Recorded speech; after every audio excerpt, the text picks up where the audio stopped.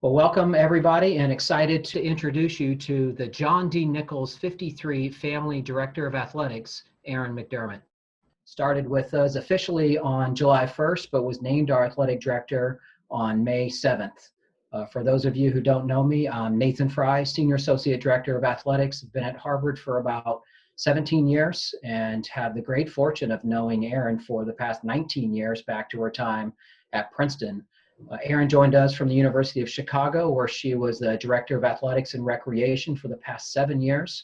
Before that, she spent 13 years at Princeton, first starting as an assistant AD and working her way up to the Deputy Athletic Director position before her time at Chicago. First, let's just start with why Harvard? And, this is obviously a great opportunity, but as you thought about this situation here, just talk to us a little bit about, what your interest was and why you ended up applying for this position. Yeah, well, why Harvard? It's one of those places that I think it's more, why not? I mean, I think, those of us who have been around and in the Ivy League and at institutions like the Ivy League, we always know you almost shouldn't even try to recruit against Harvard because it's really hard to say no. So for me in my professional track, there's really just no better place I could think of to land.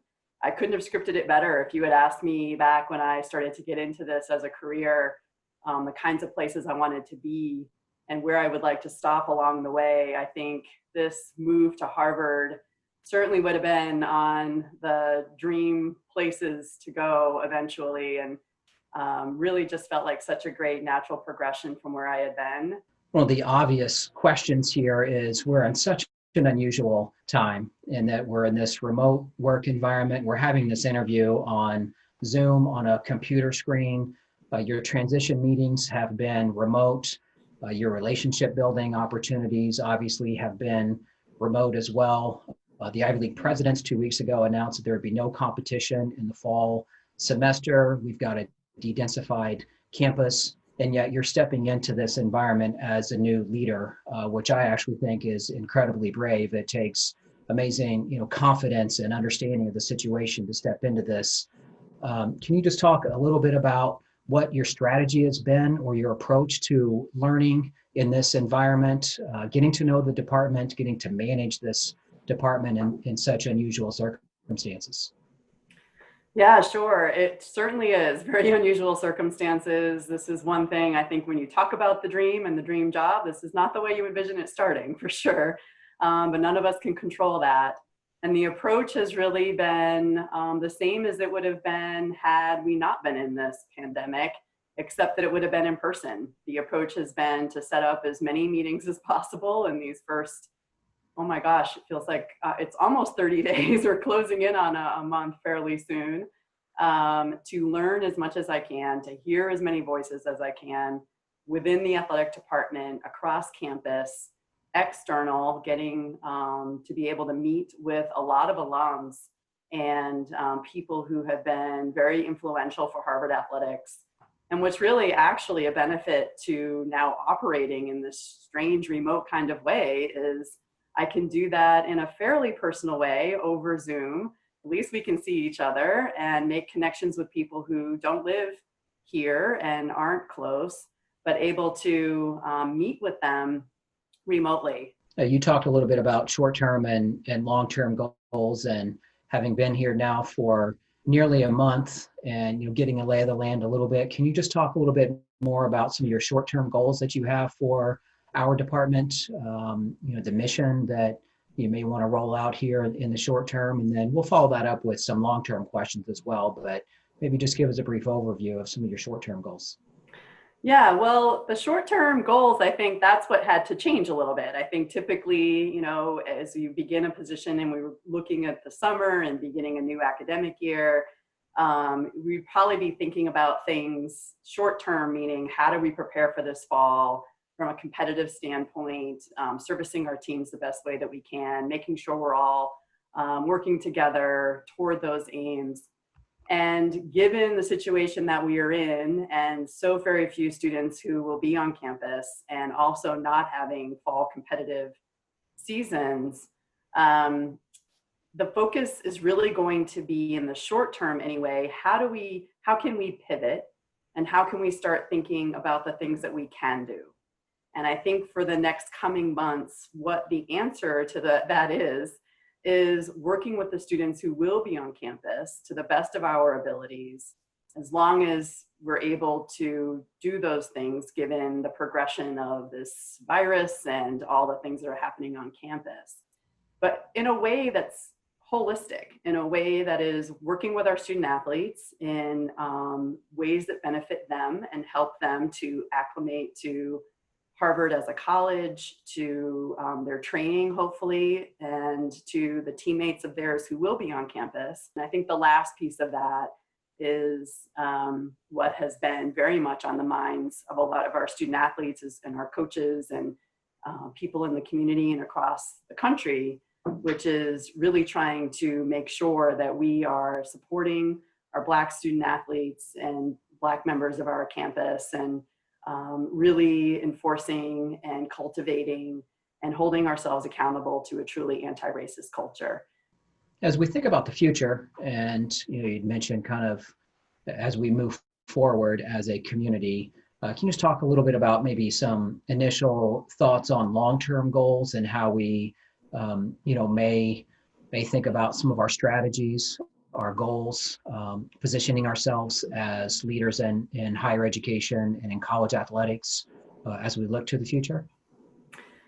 Yes, the long-term goals, I think, are very much the same still. Harvard is going to always be a place of excellence. And so we, in our hopes and dreams, I think being excellent and representing the excellence of this institution is what we all want. And that's what our student athletes want. They wouldn't come to a place like Harvard if they weren't looking for excellence in everything that they did. And the same for our coaches and the people who work within athletics and all of those that we represent who graduated and were proudly part of the Crimson community. So I think the long-term goal it's not to suggest that we aren't already thought of this way, but I think is to be the gold standard in the Ivy League for the student athlete experience. And that encompasses the same mission of education through athletics, that we are committed to the Ivy principles and those values, and that we will align with the Harvard mission of not just excellence, but in creating and cultivating leaders of the future and citizens of the world in a purposeful life. You had mentioned our mission of education through athletics, and that our student athletes are students first, and obviously your background has really lived that as well. At our institution, our students live on campus alongside other members of the student body. They eat in the same dining halls as other members of the student body. They use the same academic resources as other members of the student body. It's what we call academic integration at our institution. And how do you see that mission of our department continuing to support that integration of our student athletes' lives with what's happening academically and what's happening athletically for them? I think continuing that mission and being ever vigilant around helping them to navigate their Harvard lives is critical. And what we need to do is really listen to what their needs are, because they can change over time. And Harvard may not be exactly the same experience of a place they're experiencing now as it was 20 years ago, 10 years ago, whatever the time frame may be. So listening to our student athletes and what would really be beneficial to them, what would really help them in navigating that, I think is important.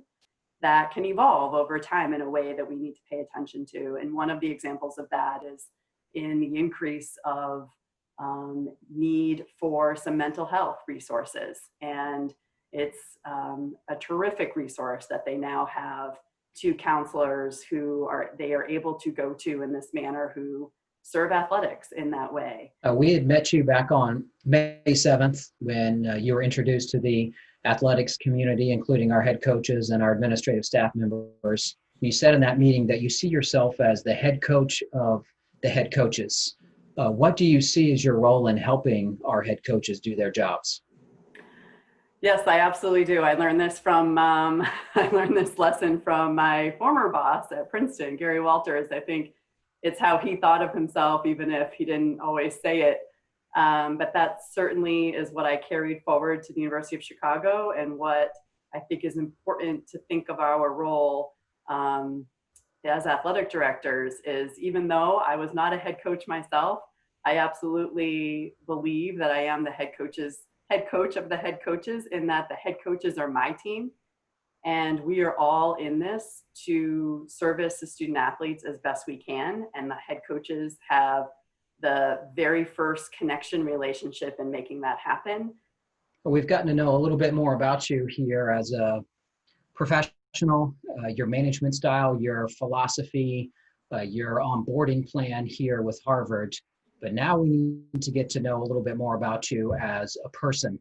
So we're moving into a lightning round where I ask you some quick questions, some serious, some not so serious, and you have a few seconds to answer. Are you ready? All right, let's go for it. All right. Favorite vacation spot? I have to say my go-to on this is a fairly local spot now. It hasn't been for me in a while, but Falmouth, Cape Cod, Massachusetts. Cape Cod. Yep, great answer. You've spent some time both at Hofstra as an undergraduate and then at Columbia in their athletic department. Both are obviously located in New York. So I have to ask, Red Sox or Yankees? Oh my God. Red Sox, and basically any team that's playing the Yankees. Your greatest mentor? Professionally, I have to go with two people, if that's allowed. Jackie Blackett at Columbia hired me, gave me my first shot, and was just an amazing mentor and continues to be. And I have to go with my mentor at Princeton, Gary Walters, who just gave me every opportunity to grow. And I learned so much from him in being a leader, both of them in being a leader. If you could have dinner with any three people, alive or dead, who would you choose? I'm going to go first with someone who's connected to Harvard and was someone I first heard of in my college days because his book Race Matters was out. And from that point forward, I just thought Dr. Cornel West had one of the most amazing minds I have ever heard speak. And I had the chance to see him speak a couple of times when I was at Princeton before he left Princeton to go to Harvard, and was just always walked away fascinated with his brain. I have to actually go with someone I'm not sure all will be familiar with, but he, to me, is just an amazing classic journalist who is now retired, but Bob Schieffer was one of my favorite people to watch on the weekends in all the political drama of the day that might be happening, and his voice was just so sensible. And I still, whenever I see that he might be on something, I tune in because I just really value his opinions and how he views the world. And I think my last person has to be someone who's not with us any longer, Eleanor Roosevelt, who, in my opinion, was just before her time. And to be able to pick her brain, being a woman in a position that she used so incredibly as a voice in this country and the world, when women really were not given that platform, but she wielded it with grace and dignity and intelligence. And so she would be amazing. Are you on team cats or team dogs? You know this, Nathan. This is hard because I was always a dog person, and I have become such a cat person now in my more recent years, and I have two of them, so they're probably listening. I have to say cat. Gotta go with cats then. Favorite color, maroon or crimson? Good one. Well, maroon, it will always have a special place in my heart. But of course, my new favorite color, and for the enduring one, is crimson. Well, thank you so much for the time, Erin. The John D. Nichols Class of 53 Family Director of Athletics here at Harvard, on the job for 26 days, and great to get to know you a little bit better. Thank you for the time. Thank you, Nathan.